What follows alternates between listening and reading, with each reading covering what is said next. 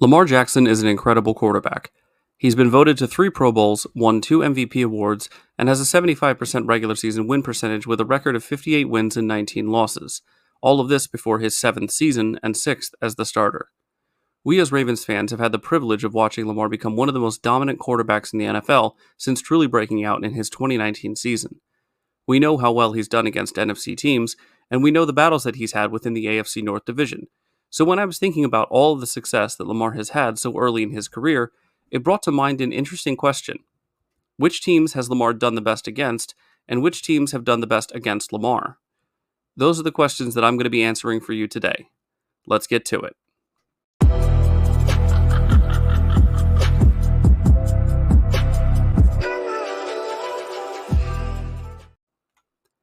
To figure this out, I went through all the stats for the 77 games that Lamar has played since he was named the starter during the 2018 season. And not only did I find the answer to my question, I was also able to create an entire list of how well Lamar has done against all the opponents he's faced in his career. That being said, Lamar has not faced every team in the NFL yet, so I came up with a simple rule when deciding who qualifies to be on this list. The rule is that Lamar has to have at least 2 starts against a team for them to be considered. An example of a team that does not pass this rule would be the Atlanta Falcons. Lamar has played the Falcons twice, but only started in one of those games. Therefore, I don't feel like there's enough data to properly assess how Lamar has played against them. So basically, Lamar has to have started at least 2 starts against a team and play most of the game. Not too bad, right?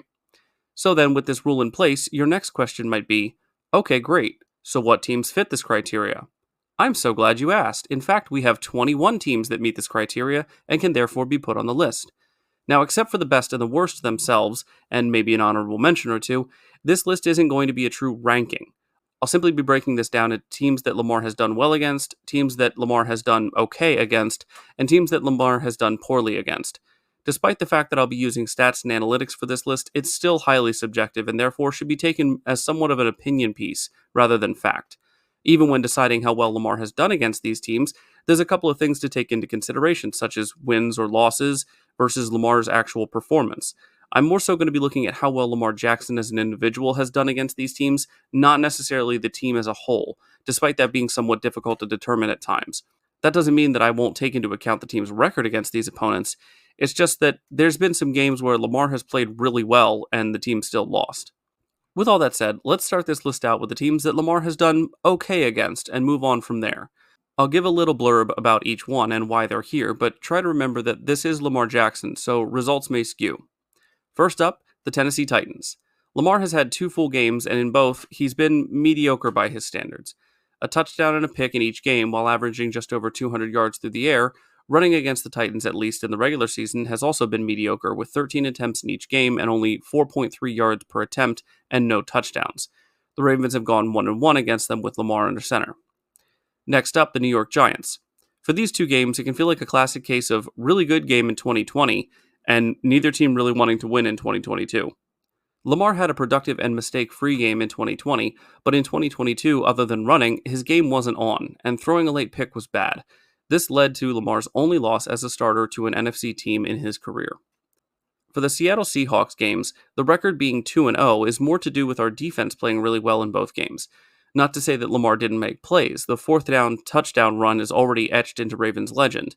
But other than some good running in 2019, Lamar's numbers are down in completion percentage, passing yards, passer rating, and with only 1 touchdown, which he ran in on that 4th down, Lamar really hasn't had much success at all scoring on Seattle.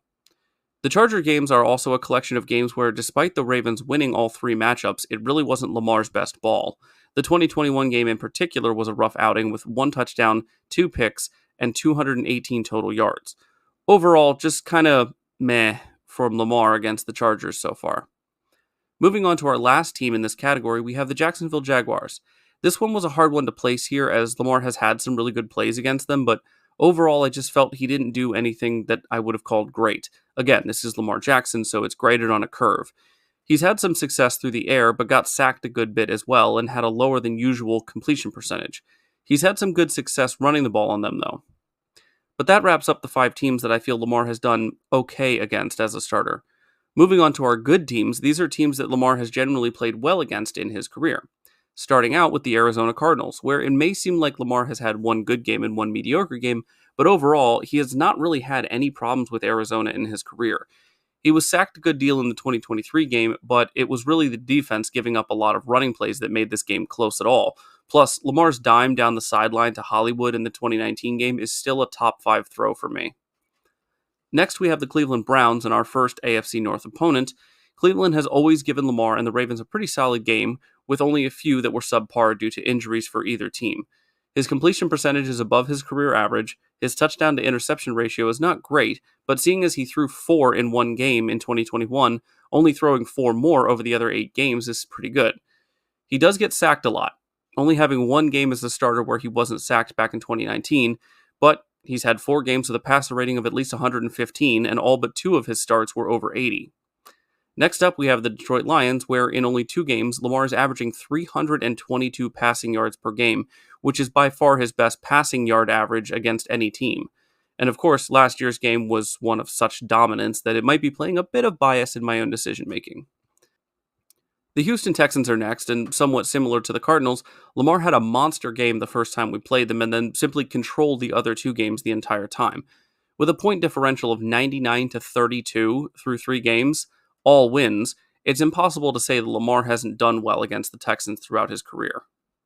The next team is the Indianapolis Colts, and at first I actually had them on the okay group, as Lamar has struggled at times against them, but as I looked more and more into the numbers, it was a little more one-sided than I thought. Through 3 games, Lamar has had no picks, 7 total touchdowns, a passer rating of 115.4, a completion percentage of 80.4%, and is averaging 73.6 rushing yards a game with 271.3 passing yards per game.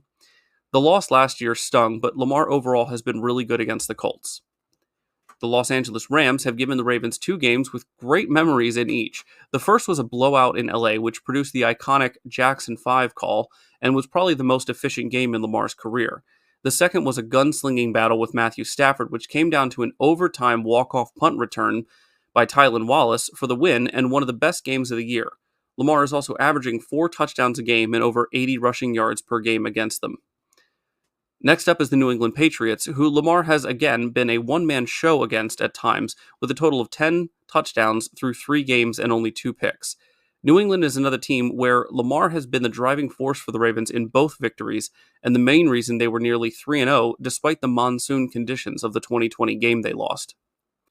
The New York Jets were a bit of a punching bag in both games against Lamar, as he broke the single-season quarterback rushing record against them in 2019, and then had a dominant 24-9 victory in 2022. In his 2 games, Lamar is averaging 4 passing touchdowns a game and a passer rating of 117.5. The San Francisco 49ers have been a worthy adversary for Lamar in the 2 games that he's seen them. The first game was a rainy mess where Lamar ran for over 100 yards and had a passing and rushing touchdown. The second was dominated by the Ravens' defense, but after a rough start, Lamar found his groove and had a mistake-free game, dealing well with the 49ers' pass rush and secondary. The Tampa Bay Buccaneers are another team that Lamar has controlled and managed more than dominated, but the results are still the same.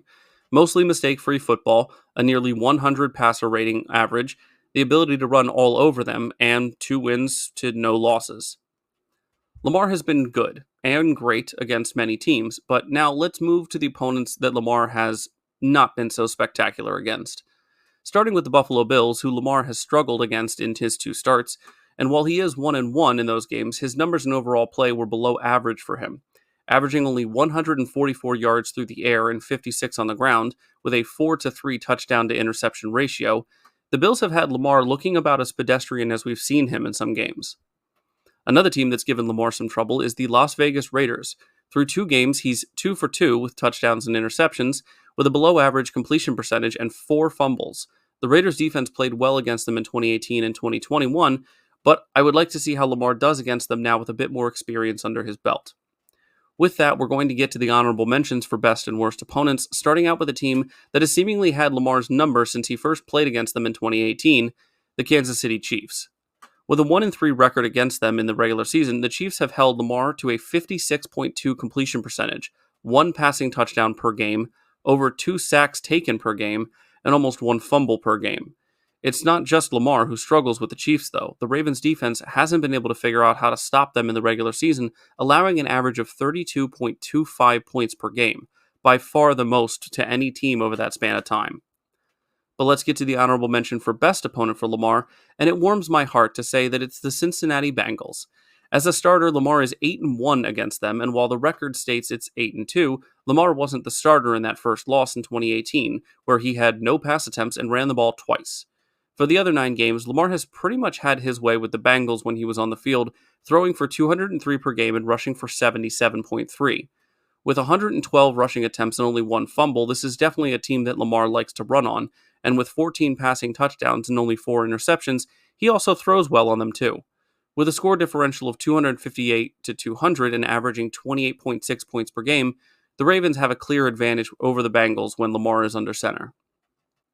But now, for the moment you've all been waiting for, the best and the worst opponents for Lamar Jackson in his career. Starting out, of course, with the team that has given Lamar the most trouble over his entire career, even more than the Chiefs, it is, unfortunately, the Pittsburgh Steelers. I hate to say it as much as you hate to hear it, but it is undeniable truth that the Steelers have by far been the worst opponent for Lamar to face. Though the record says he's faced them 6 times, he's only started in 4 games through 5 seasons, and with 6 games that he's been inactive for. But it's enough to see that they have Lamar's number so far. Through those 4 games, Lamar is averaging 214 yards through the air and 58.7 yards on the ground.